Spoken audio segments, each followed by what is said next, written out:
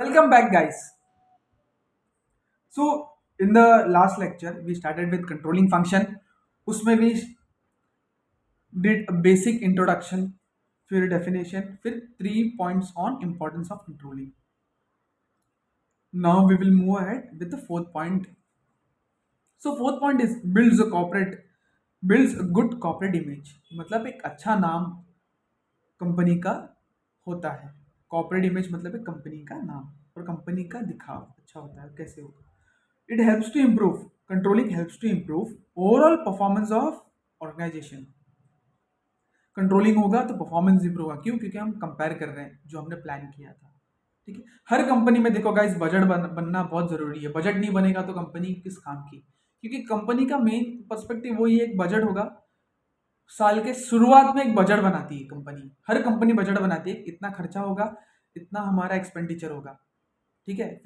फिर साल जब खत्म हो जाता है ना, ठीक है, जनवरी में साल स्टार्ट होता है, जो कोई भी कंपनी शुरू करती है जनवरी में तो एक खाता बनाती है कि इतना इतना मेरा खर्चा होगा, इतना इतना मेरा इनकम होना चाहिए खर्चे के हिसाब से. फिर जब दिसंबर आता है तो कंपेयर करती है कि उतना खर्चा हुआ कि नहीं हुआ, उतना रेवेन्यू एक्सपेक्ट किया था हुआ कि नहीं हुआ.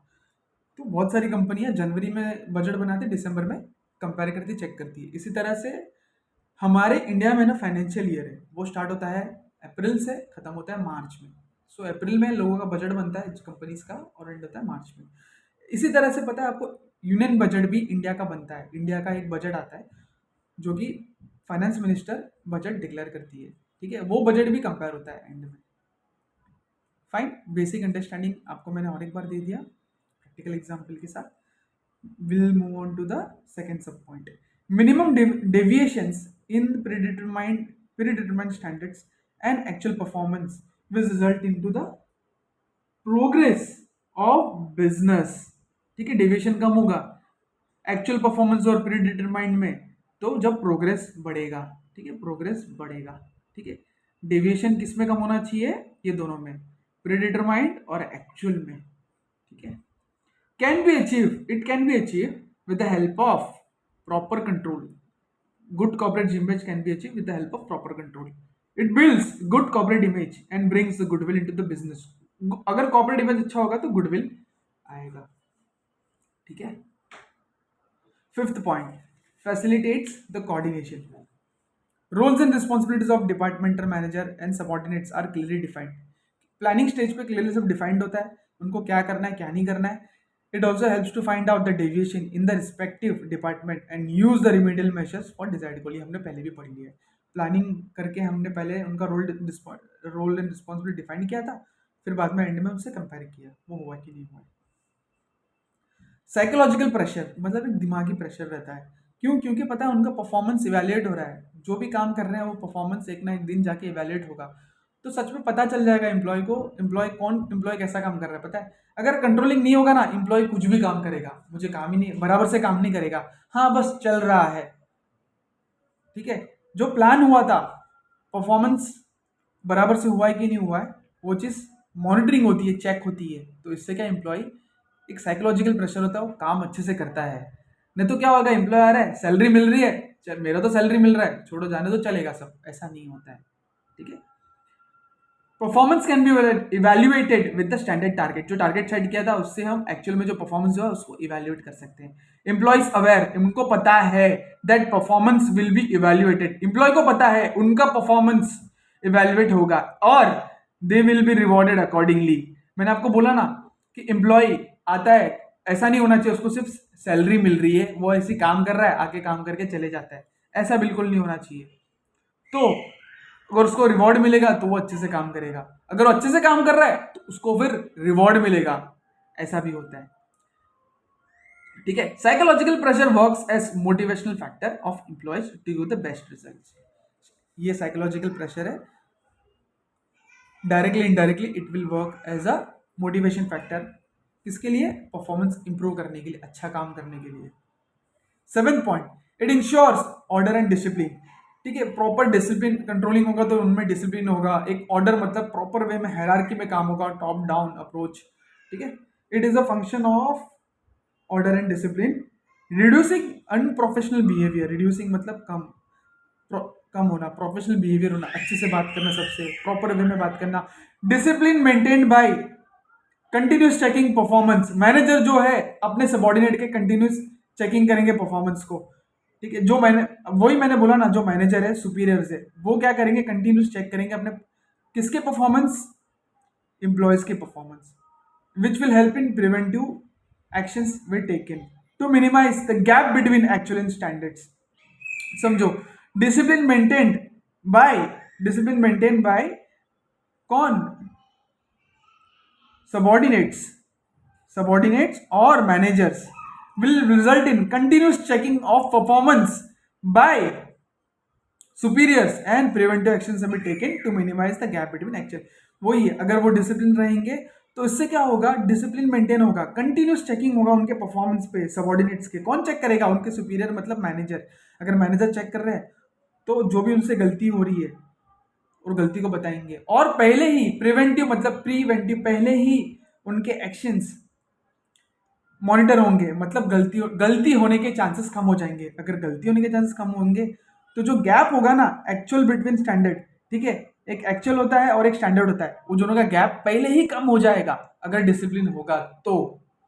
ठीक है, अगर डिसिप्लिन होगा तो एक्चुअल स्टैंडर्ड में गैप कम हो जाएगा, मतलब जो हमने प्लान किया था वही अचीव हो रहा है और उससे ज्यादा अचीव हो रहा है।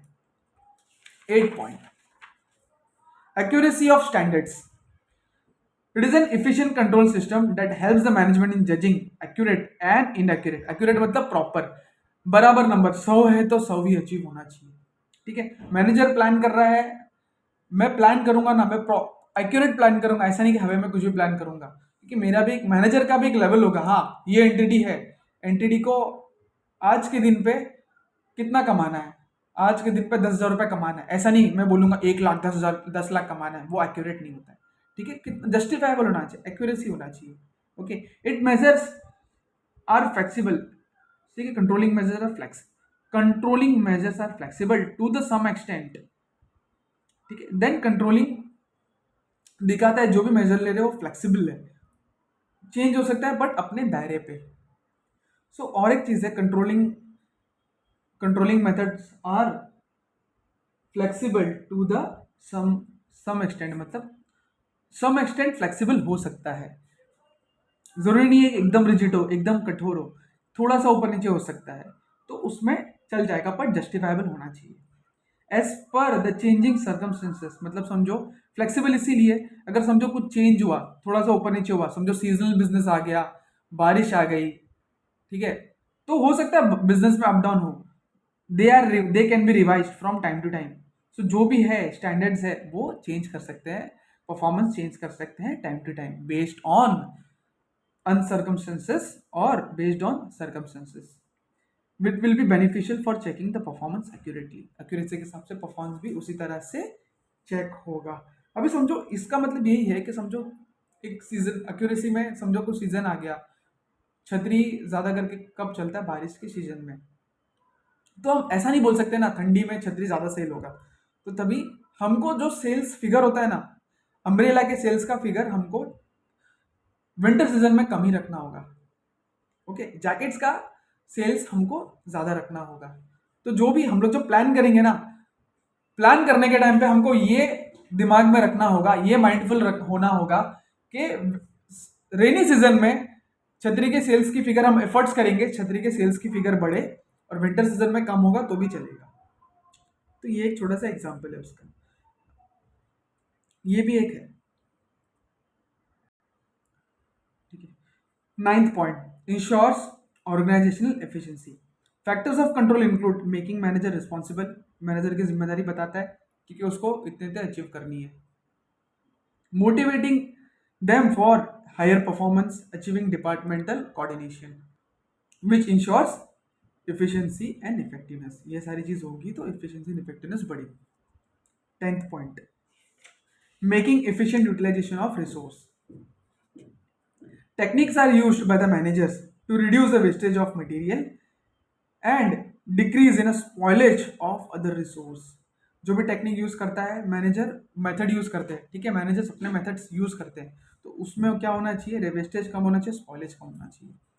Standards are set for every performance with results employees have to follow दो स्टैंडर्ड्स क्यों बनाए? एम्प्लॉयज को, जूनियर्स को फॉलो करने के लिए। As as effects of this resource use by employees in the most efficient and effective manner. उनको पता है उनका स्टैंडर्ड्स मेजर है, उनको उसमें ही काम करना है, तो इफेक्टिव वे में काम भी होगा। So as to achieve organisation objective, goal और ऑब्जेक्टिव अचीव होगा अगर ये सब प्रॉपर होगा तो। So we have completed functions of management chapter with the help of controlling, which was the last topic. So इसको याद करने का तरीका है दोस्तों, magic पोजर। Magic पोजर, don't worry guys, मैंने प्लानिंग में वो सब में आपको ये नहीं बताया किस तरह से याद करना है। मैं एक रिवीजन लेक्चर लूंगा, ठीक है, उस रिवीजन लेक्चर में पूरा चैप्टर एक चार्ट में आएगा और एक चार्ट में आपको अच्छे से समझेगा।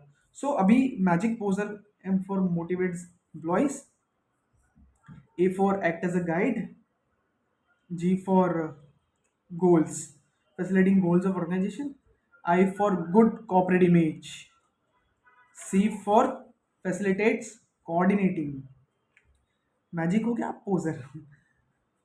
P for psychological pressure आप ले सकते हो, ensures, O for ensures order and discipline, S for standards, accuracy of standards, E for ensures organization goals और effectiveness और efficiency, ये E हो गया, and R for making efficient utilization of resources, ठीक है। This is the magic पोजर। Hope guys आपको ये video अच्छा लगा हो। प्लीज़ जितना हो सके शेयर करना, कुछ भी डाउट हो आप कमेंट्स में और मैसेज मुझे कर सकते हो, ठीक है।